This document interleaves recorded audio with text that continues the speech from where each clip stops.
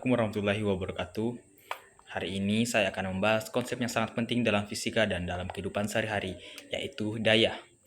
Banyak yang mengira daya sama dengan energi, tetapi sebenarnya berbeda. Daya adalah kecepatan penggunaan energi, bukan tentang berapa banyak energi yang kita punya, tapi seberapa cepat kita menggunakan atau menghasilkan energi itu. Secara matematis, daya sama dengan energi dibagi waktu. Salah satuannya adalah watt, di mana 1 watt sama dengan 1 joule per detik.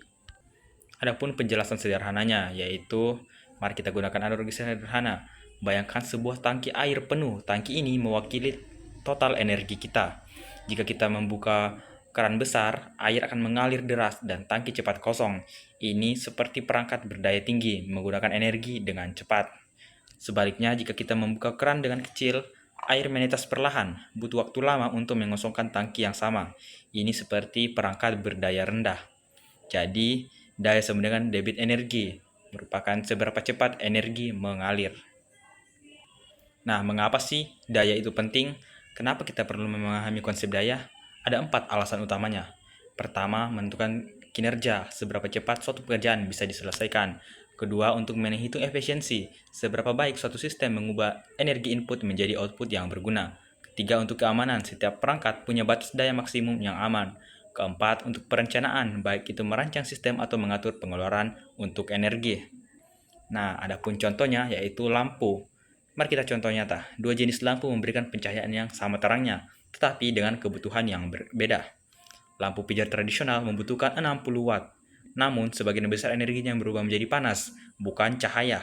Sedangkan lampu LED modern butuh 10 watt untuk pencahayaan yang sama, karena hampir semua energinya diubah menjadi cahaya. Ini contoh efisiensi, di mana mencapai tujuan yang sama dengan penggunaan daya yang lebih rendah, seperti lebih hemat energi dan biaya. Adapun contoh alat elektronik yang saya pilih yaitu setrika listrik.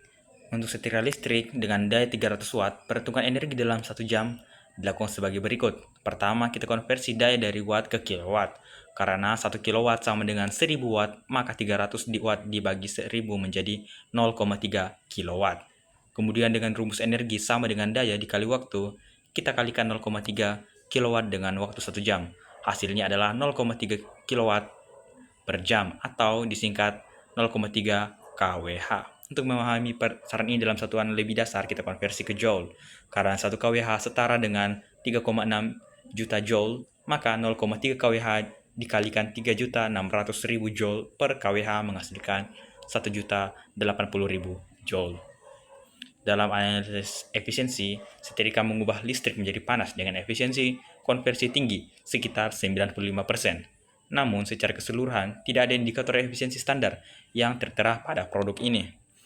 Efisiensi penggunaan bergantung pada pola penggunaan manual penggunaan. Jika digunakan dengan bijak, efisiensi dapat maksimal, tetapi jika lupa dimatikan, akan terjadi pemborosan energi. Selanjutnya, analisis alat kedua, yaitu rice cooker.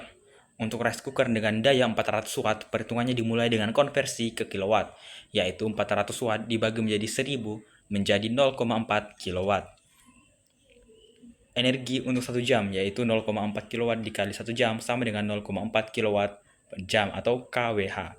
Dalam satuan joule, 0,4 kWh dikalikan 3.600.000 joule per kWh menghasilkan 1.440.000 joule.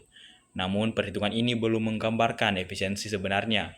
Rice cooker ini memiliki efisiensi standar terukur 155 watt per jam per liter beras. Artinya untuk setiap liter beras yang dimasak hanya dibutuhkan 155 watt jam energi. Untuk kapasitas penuh 1,8 liter, total energi yang dibutuhkan adalah 155 watt per liter dikali 1,8 liter sama dengan 279 watt per jam atau 0,7279 kWh.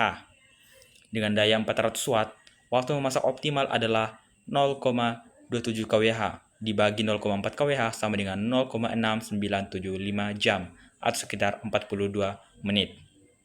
Rice cooker ini memiliki sistem otomatis yang mematikan pemanas saat nasi matang, mencegah pemborosan energi dengan label tingkat hemat, dengan simbol bintang untuk menunjukkan pengakuan resmi sebagai produk hemat energi. Selanjutnya ada perbandingan dan kesimpulan. Dari perhitungan kita terlihat Perbedaan jelas, dalam 1 jam rice cooker mengonsumsi 0,4 kWh, sementara setrika hanya 0,3 kWh. Rice cooker menggunakan 33% energi lebih banyak. Namun perbandingan efisiensi menunjukkan gambaran yang berbeda. Pada aspek pengukuran, rice cooker memiliki standar efisiensi terukur, yaitu 155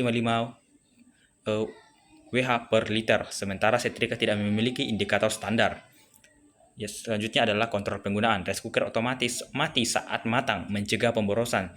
Namun setrika sepenuhnya manual, bergantung pada kedisiplinan pengguna. Selanjutnya ada indikator hemat energi.